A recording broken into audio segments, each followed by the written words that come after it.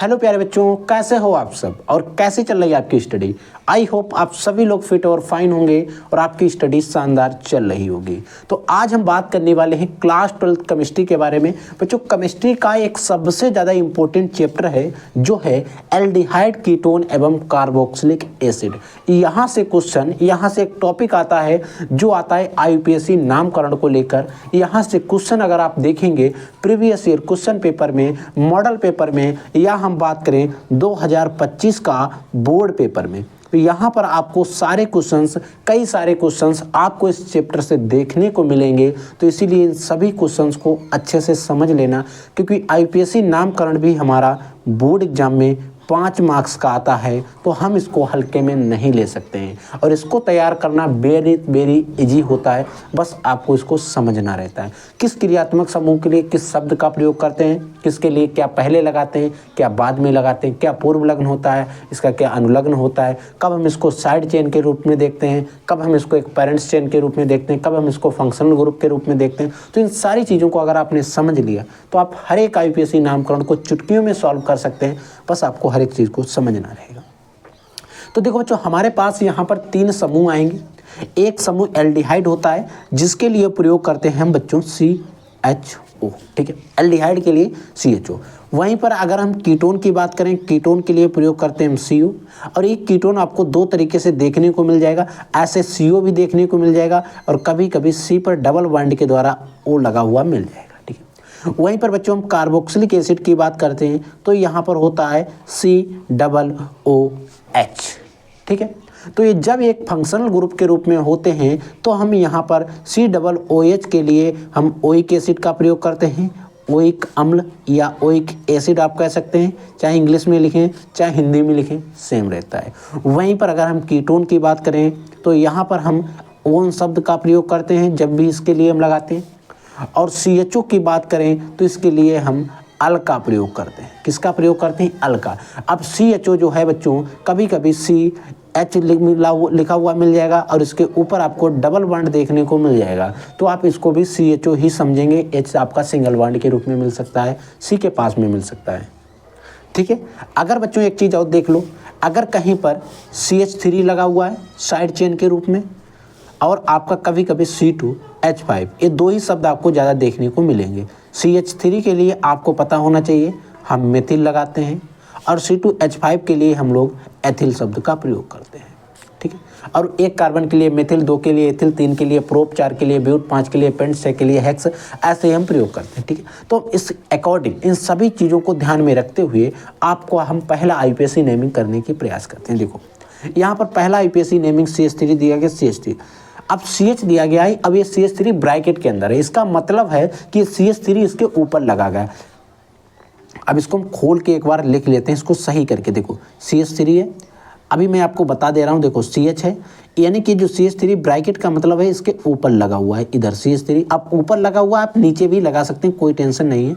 Naming जब आप करेंगे तो सेम आएगी। CH2 हो गया, फिर हमारा CH2 हो जाएगा, फिर हमारा CHO, यानी कि यहाँ पर CHO लगा है, यानी कि यहाँ पर अल का प्रयोग होगा। ये चीज़ हमें पता होगी, कंफर्म होगा, ठीक है। देखो अब यहाँ पर हम नंबरिंग कर लेते हैं, 1 नंबर, 2 नंबर, 3 नंबर, 4 नंबर और 5 नंबर। नंबरिंग सबसे पहले हम उधर से करते हैं जहाँ पर फंक्शनल ग्रुप यानी कि क्रियात्मक समूह में पास में बढ़ता है, ठीक। अगर यहाँ पर फंक्शनल ग्रुप ना होता, लास्ट में CH3 होता, तो नंबरिंग हम इधर से करते हैं, क्योंकि यहाँ पर साइड चेन जो CH3 जो एक समूह लगा हुआ है ये हमें इधर से पहले पड़ता, तब हम नंबरिंग इधर से करते हैं। लेकिन हमें फंक्शनल ग्रुप मिल रहा है तो हम इसकी नंबरिंग जो है इधर से डायरेक्टली कर देंगे, ठीक। अब यहाँ पर 4 नंबर पे लगा हुआ है मेथिल समूह, तो हम इसका IUPAC जब नाम लिखेंगे तो सबसे पहले लिखेंगे 4 मेथिल।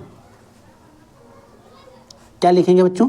4 मेथिल। अब हमारी जो चेन है वो कितने कार्बन की है? 5 कार्बन की है, तो पेंट हो जाएगा इसके लिए। और सारे सिंगल बॉन्ड से लगाएं तो पेंट हो जाएगा 4 कार्बन के लिए। अब बच्चों यहाँ पर CHO समूह लगाए तो इसके लिए हम किसका प्रयोग करते हैं? अल का प्रयोग करते हैं, तो हमारा हो जाएगा पेंटेनल हो जाएगा, क्योंकि सारे सिंगल बॉन्ड से लगें तो उसके लिए N का प्रयोग करेंगे और इन दोनों को जोड़ देंगे, पेंटेनल हो जाएगा, ठीक है। समझ में आ गया, ठीक है। अगर बच्चों ये आपको थोड़ा वो डाउट लग रहा हो कि आपको समझ में ना आ रहा हो तो आप देख लीजिए, मैं आपको दूसरा तरीका बता दे रहा हूँ।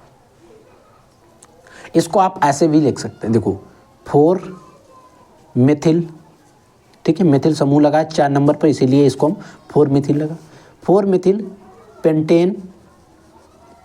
आप ऐसे भी लिख सकते, ए नहीं रहेगा, पेंटेन हो जाएगा,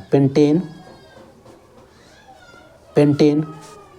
अब यहाँ पर देखो पेंटेन हो जाएगा और अल हो जाएगा, पेंटेन अल हो जाएगा। तो इसमें एन पर हमने ए इसको लगा दिया और ला को डायरेक्टली जोड़ दिया था, इसीलिए हमने लिख दिया यहाँ पर पेंटेनल। ठीक है, समझ में आ गया। तो इस तरीके से हम लोग लिख देते हैं। अगर आपको कोई डाउट रहता है तो आप ऐसे भी लिखेंगे, कोई टेंशन नहीं, बस आपको समझ लेना है कैसे लिखा जाता है। 1-2 समझेंगे तो आपको इजली से हर एक चीज़ को समझ में आ जाएगी।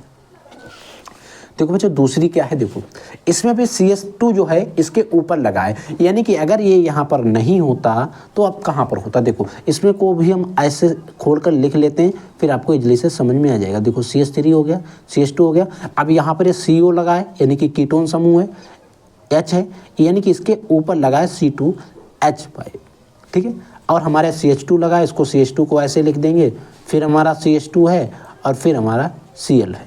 ठीक है, अब हमें नंबरिंग करनी है। नंबरिंग हम किधर से करेंगे, देखो इधर में सेल तो मिल रहा है, लेकिन आपका जो फंक्शनल ग्रुप है, क्रियात्मक समूह है, वो 1, 2, 3 चौथे नंबर पे मिल रहा है, लेकिन इधर से नंबरिंग करते हैं तीसरे नंबर पे मिल रहा है, तो हम इधर से नंबरिंग करेंगे 1, 2, 3, 4, 5, 6।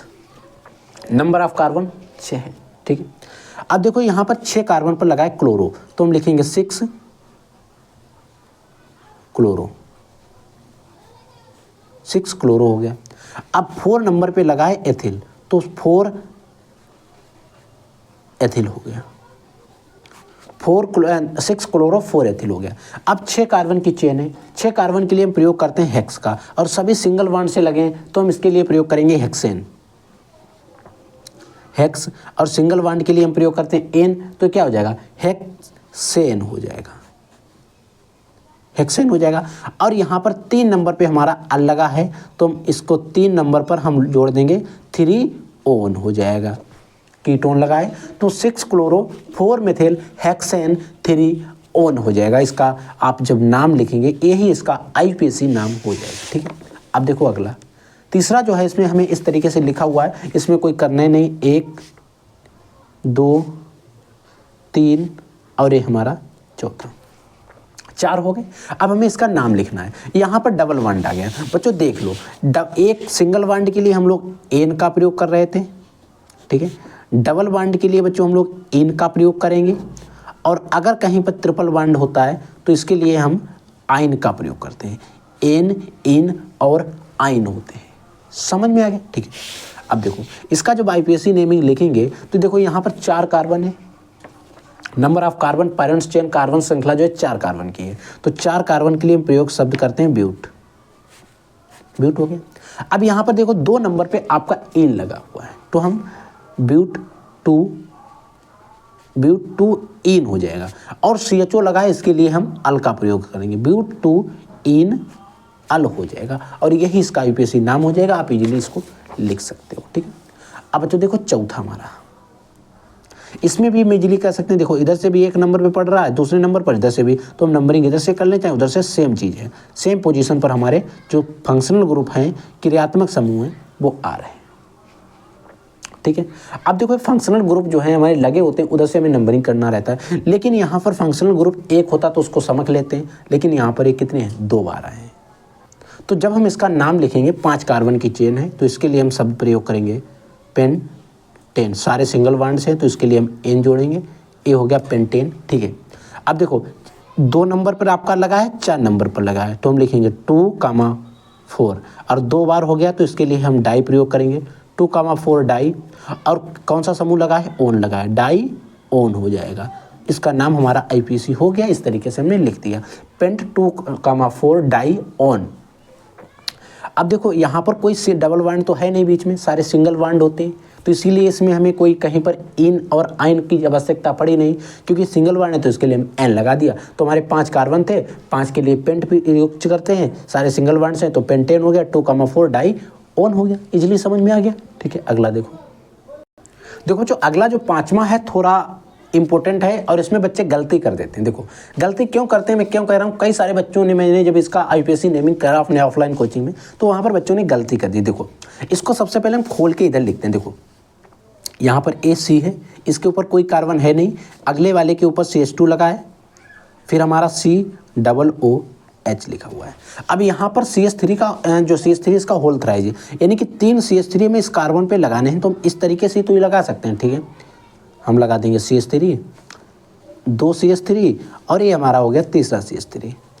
अब हम क्या करेंगे, पेरेंट्स चेन को सेलेक्ट करेंगे और बच्चे क्या करते हैं, इसको 1 नंबर दे देते हैं, 2 नंबर और 3 नंबर, और बच्चे लिख देते हैं 1,1,1,1 ट्राई मेथिल प्रोपेनोइक एसिड।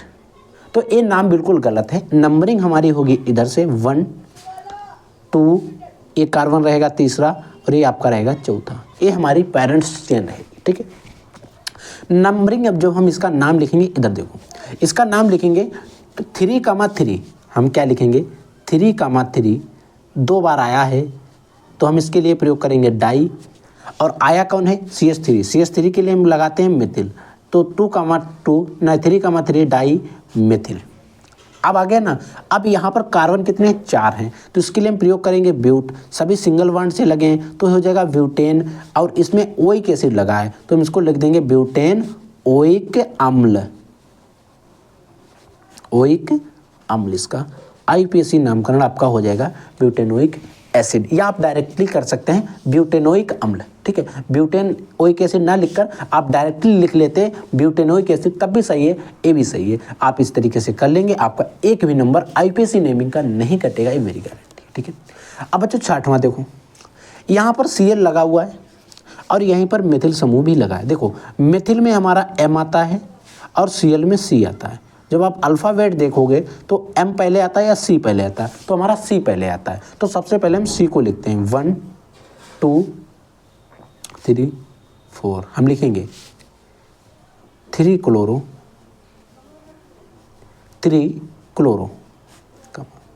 और 3 मेथिल लिखेंगे, 3 क्लोरो और 3 मेथिल लिखेंगे, 3 क्लोरो 3 मेथिल, और CHO समूह लगा है, 4 कार्बन की चेन है। अब देखो 4 कार्बन के लिए ब्यूट का शब्द का प्रयोग करते हैं, और ब्यूटेन और सारे सिंगल बॉन्ड से लगे तो हम अल्कर करेंगे, तो क्या हो जाएगा, ब्यूटेनल हो जाएगा, तो हम इसको लिख देंगे ब्यूटेनल। अब ब्यूटेनल हमने डायरेक्टली लिख दिया, या आपको अगर कोई कन्फ्यूजन हो रहा हो तो आप लिखेंगे ब्यूटेन अल, ऐसे भी आप लिख लेंगे, दोनों ही राइट हैं, कोई भी गलत नहीं है, चाहे आप इसको लिख लें चाहे आप इसको लिख लें, कोई टेंशन नहीं, कोई गड़बड़ी नहीं, हर एक चीज़ सही है। अब बच्चों देखो 7वां, अब नंबरिंग इधर से करें इधर से करें, हमें एक फंक्शनल ग्रुप यहाँ पर मिल रहा है तो नंबरिंग हम इधर से करेंगे 1 2 3 4 5। ये CO का है दूसरा रूप, जो कि मैंने आपको बताया था। ये CHO में ये CO कीटोन जो है, कभी कभी आपको इस तरीके से C के ऊपर डबल बॉन्ड से O देखने को मिल जाएगा। ठीक है, अब देखो यहाँ पर ये उसी रूप में जो है लिखा हुआ है, तो आपको कंफ्यूज नहीं होना है, समझ में आ गया। अब यहाँ पर देखो 4 नंबर कार्बन पर कुछ समूह लगा हुआ है, क्या लगा है, 4 क्लोरो, क्लोरीन लगा है, Cl लगा है, तो हम लिखेंगे 4 क्लोरो, हो गया हमारा 4 क्लोरो। ठीक है, 1 2 3 4 5 कार्बन की चेन है, और 5 कार्बन की चेन के लिए हम प्रयोग करते हैं पेंटेन, ये आपका हो गया पेंटेन, और ओन लगा है तो पेंटेन। अब 2 कार्बन पे दूसरे नंबर पे क्या लगा है, आपका ओन लगा है, पेंटे 2 ओन हो जाएगा, समझ में आ गया ना। इसी तरीके से मैं इसका IUPAC नाम लिख दिया। ठीक है, अब बच्चों अगला देखो 8वां जो है, इसका भी कुछ इसी तरीके से लिख देंगे। अब हम नंबरिंग इधर से करें या फिर इधर से करें, कंफ्यूज हो रहा है, डबल बॉन्ड ट्रिपल बॉन्ड सब बीच में आ गए, कैसे करेंगे देखो। इसके लिए 1 इधर लेंगे, 2 लेंगे, 3 लेंगे, 4 लेंगे, 5 लेंगे, और ये आपका 6 हो जाएगा। 6 कार्बन की चेन है, डबल बॉन्ड भी है, ट्रिपल बॉन्ड भी है, ओइक एसिड भी लगा है, COOH भी लगा है। कैसे करें सर, कंफ्यूज हो रहे होंगे, नहीं होना है। 6 कार्बन की चेन है, पहले कार्बन लिख लो हेक्स, क्योंकि अब एन लगा नहीं सकते, यहाँ पर डबल बॉन्ड भी है, ट्रिपल बॉन्ड भी है, सिंगल बॉन्ड भी है। ठीक, देखो हेक्स, अब देखो यहाँ पर 2 नंबर पर हमारा डबल बॉन्ड लगा है, हेक्स 2 इन हो गया, समझ में आ गया, हेक्स 2 इन हो गया, ठीक है। और हमारा चौथा कार्बन है, 4 नंबर का कार्बन है, इस पर हमारा आयन लगा है, ion, N in ion, ion हो गया। अब यहाँ पर 1 नंबर पे हमारा ओइक एसिड भी लगा है, तो हम लिख देंगे ओइक अम्ल, ओइक अम्ल। इस तरीके से हमने इसका आईपीएसी नाम लिख दिया। तो बच्चों ये जो आपका चैप्टर था एल्डिहाइड, कीटोन एवं कार्बोक्सिलिक एसिड, इसमें हमने तीनों पे आपके जो भी इंपॉर्टेंट आईपीएसी नेमिंग थे जो आपके बोर्ड के पेपर में आ चुके हैं या फिर आपके बोर्ड के पेपर में आने के जो चांसेस हैं सबसे ज़्यादा हैं, ऐसे हमने टॉप 8 आईपीएसी नेमिंग आपको बता दिए। इन 8 नामों को अच्छे से पढ़ लेना, तैयार कर लेना, रिवीजन कर लेना, और रिवीजन भी आपको कैसे करना है, लिख कर इसकी प्रैक्टिस करना है, ताकि आप जब बोर्ड एग्जाम में जाएं तो आपको लिखने में कोई भी प्रॉब्लम ना हो। अगर इनमें किसी भी क्वेश्चन में कोई भी डाउट, किसी भी तरीके का, किसी भी आईपीएसी नेमिंग में, वो चाहे आपका एल्कोहल का हो, फिनोल का हो, ईथर का हो, एमीन का हो, किसी का भी हो, नेमिंग में कोई दिक्कत होती है तो वीडियो के कमेंट सेक्शन में कमेंट कर देना। नेक्स्ट चैप्टर में हम लोग डिस्कस कर लेंगे एल्कोहल, फिनॉल और ईथर, आपका एक चैप्टर है उसके डिस्कस कर लेंगे, फिर हम एमीन को पढ़ लेंगे, और फिर हमारा एक चैप्टर बचेगा बायोमोलिक्यूल, जैव, उसके भी कुछ, उसमें भी आईपीएसी नेमिंग जो दिए गए हैं वो भी आपके बोर्ड के पेपर में आते हैं, वो सभी के मिक्सचर हैं, तो इसको भी हम लोग एक साथ पढ़ लेंगे, तो आपकी जो भी आईपीएसी नेमिंग के टॉपिक रहेंगे वो सारे कंप्लीट हो जाएंगे। तो अगर आपके आईपीएसी नेमिंग कंप्लीट हो जाएंगे, आप ऐसे रिएक्शंस को कंप्लीट कर ले, इंपॉर्टेंट क्वेश्चंस को कंप्लीट करके आपकी प्रिपरेशन जो है फुल हो जाएगी। और मॉडल पेपर को जरूर सॉल्व करते रहें, हमारे चैनल पर कई सारे मॉडल पेपर सॉल्व करवा दिए गए और आपको रेगुलर मॉडल पेपर मिलते रहेंगे, तो इसीलिए आप हमारे साथ बने रहें और अपनी तैयारी को एकदम बेहतरीन तरीके से करते रहें। ठीक है बच्चों, तो आप लोग पढ़ते रहिए, आगे बढ़ते रहिए। I will take in next class. तब तक के लिए जय हिंद, वंदे मातरम।